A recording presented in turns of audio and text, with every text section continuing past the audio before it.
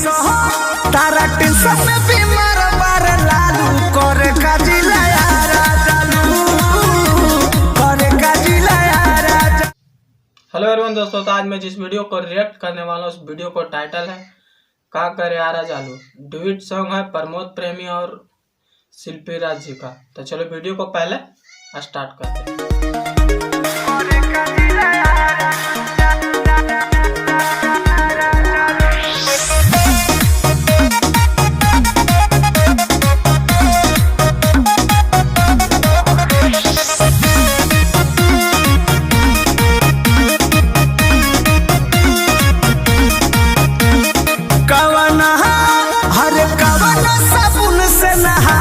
करे काजिला यारा चालू करे काजिला यारा चालू कबो बोलिया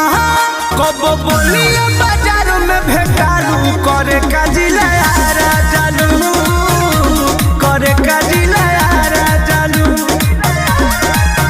तारा टेंशन में बीमार बार लालू करे काजिला यारा चालू करे काजिला यारा चालू। क्यों जाती हो इधर उधर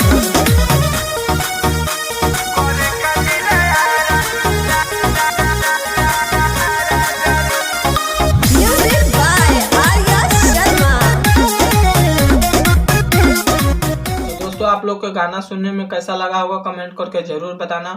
म्यूजिक है आर्या शर्मा जी का और लिरिक्स है कृष्णा बेदर्दी जी। तो दोस्तों इसी तरह रिएक्शन वीडियो देखने के लिए मेरे चैनल को सब्सक्राइब करना और वीडियो को लाइक करना और ज़्यादा से ज़्यादा शेयर करना।